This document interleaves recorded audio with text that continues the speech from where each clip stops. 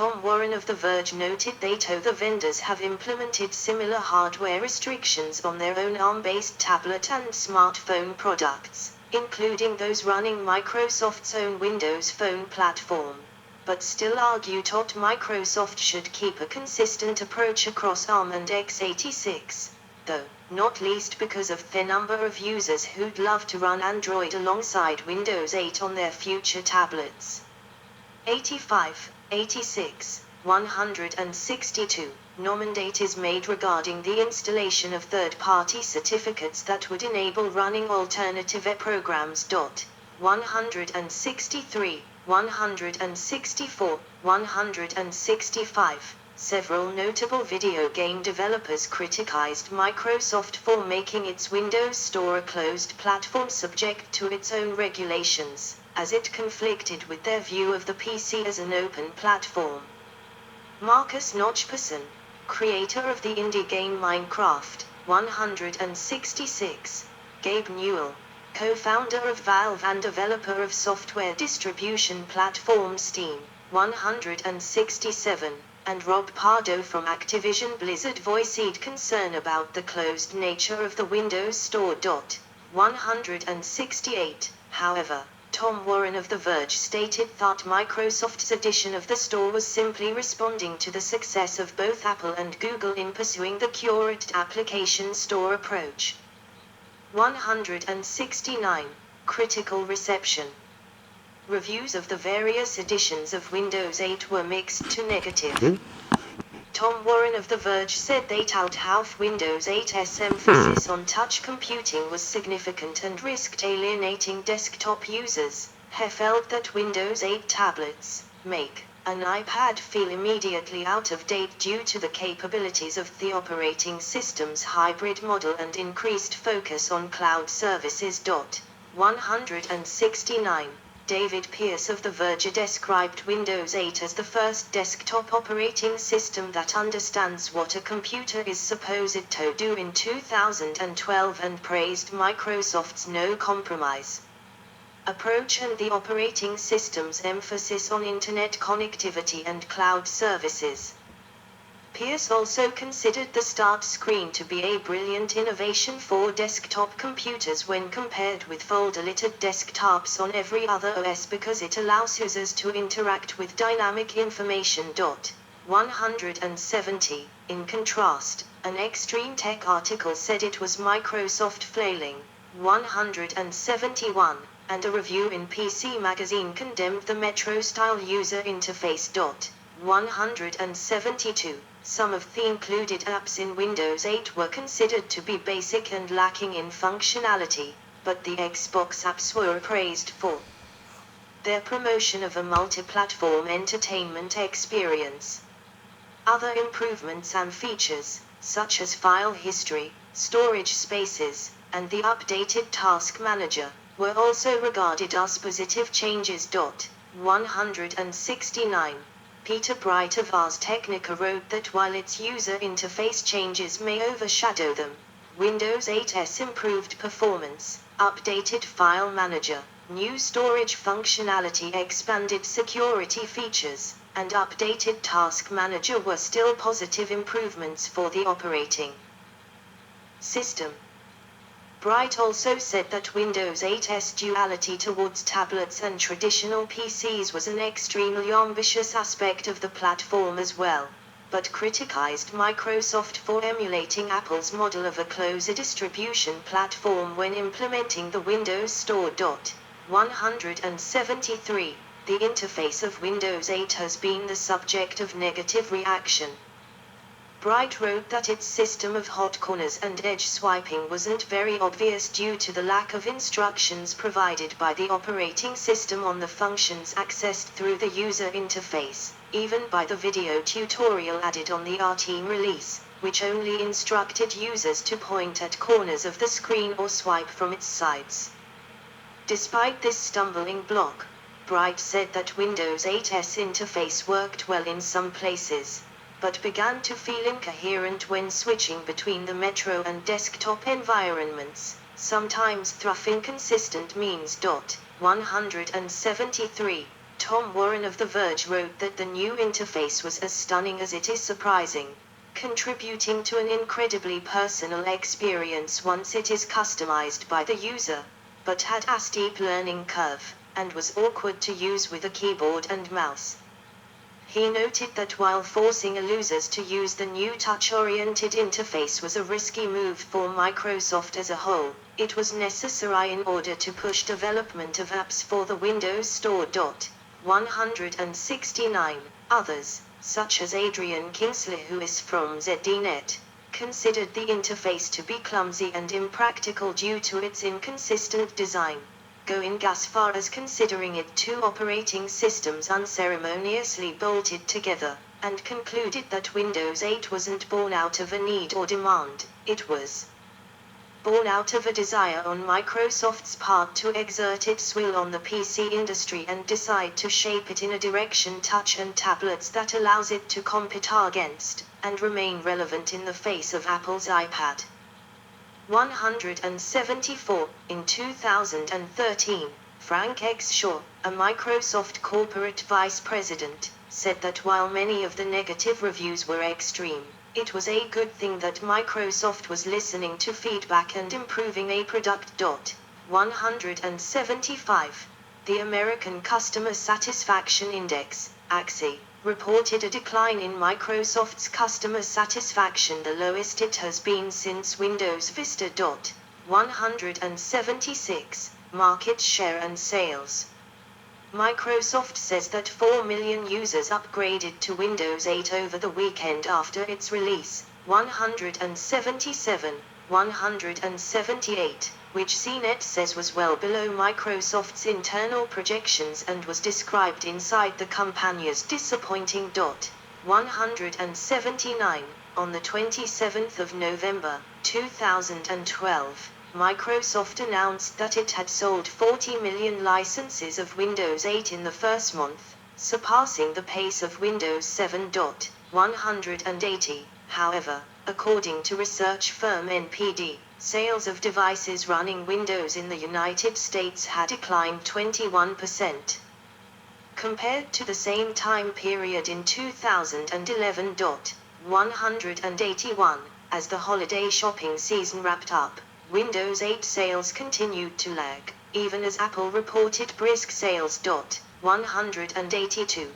The market research firm IDC reported an overall drop in PC sales for the quarter, and said the drop may have been partly due to consumer reluctance to embrace the new features of the OS and poor support from OEM for those features.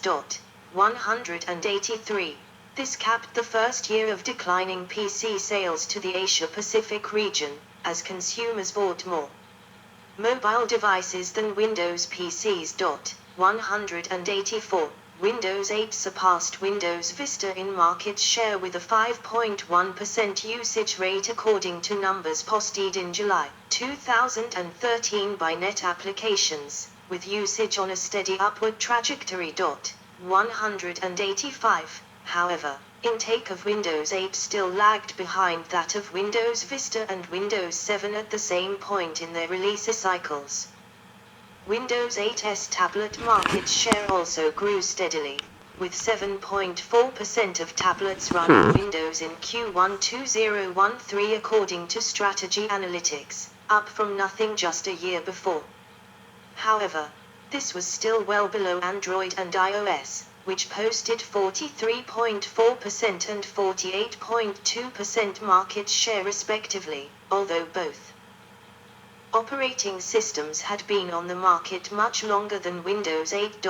186. Strategy Analytics also noted a shortage of top-tier apps for Windows tablets despite Microsoft's strategy of paying developers to create apps for the operating system, in addition to for Windows Phone.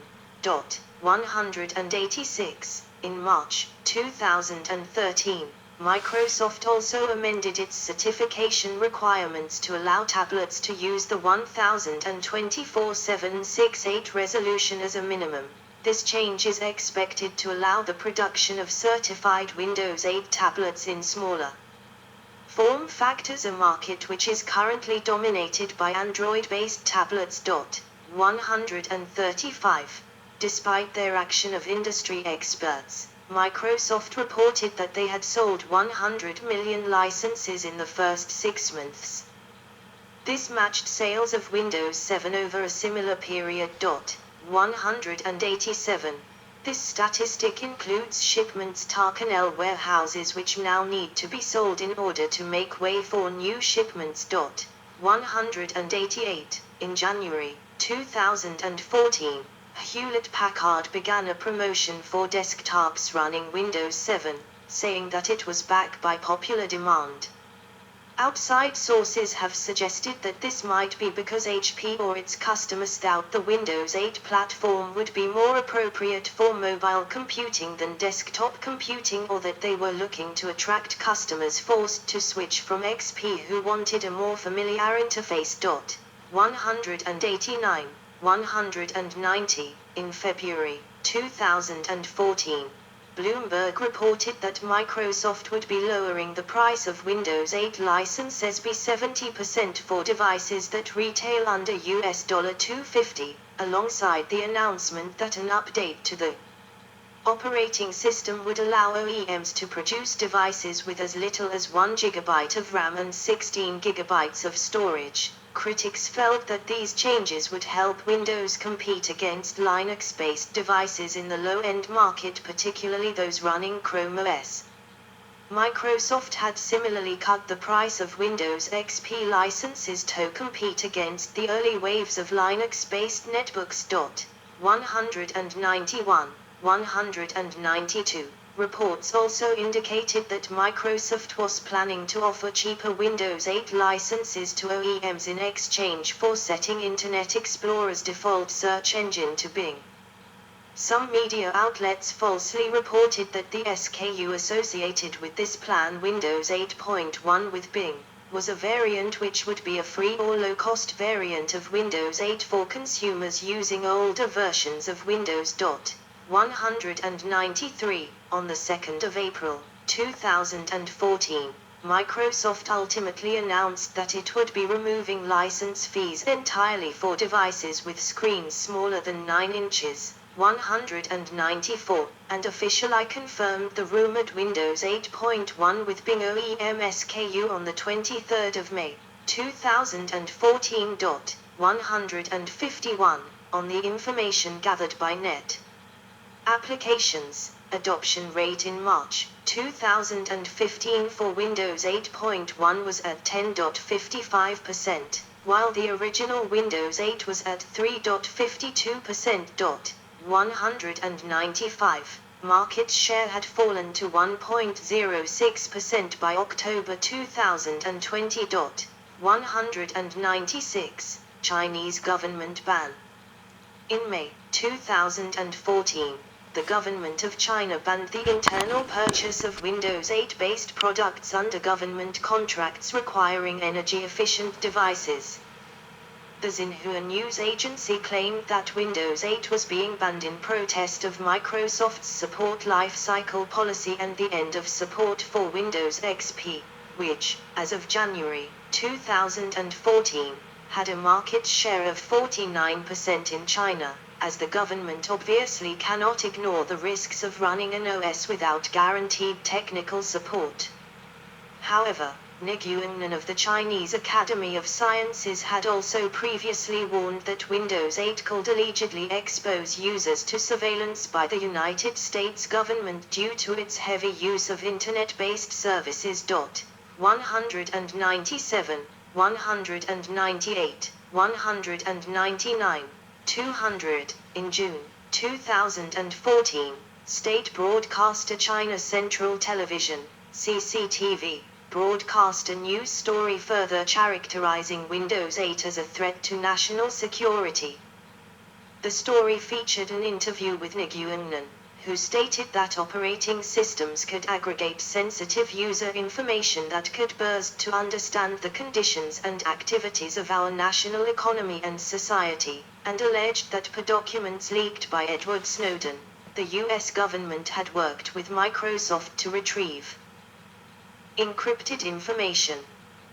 Yang Min, a computer scientist at Fudan University, also stated that the security features of Windows 8 are basically to the benefit of Microsoft, allowing them control of the user's data, and that poses a big challenge to the national strategy for information security.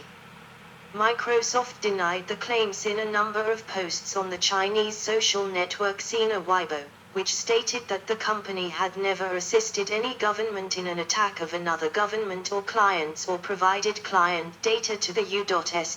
government, never provided any government the authority to directly visit or placed any backdoors in its products and services, and that it had never concealed government requests. Yes, it's a long PDF. I need a break. It's 7:30 p.m. evening. I need a break. And I'll start upload this. That's 4 parts. So maybe I will continue later tonight, or I will continue tomorrow.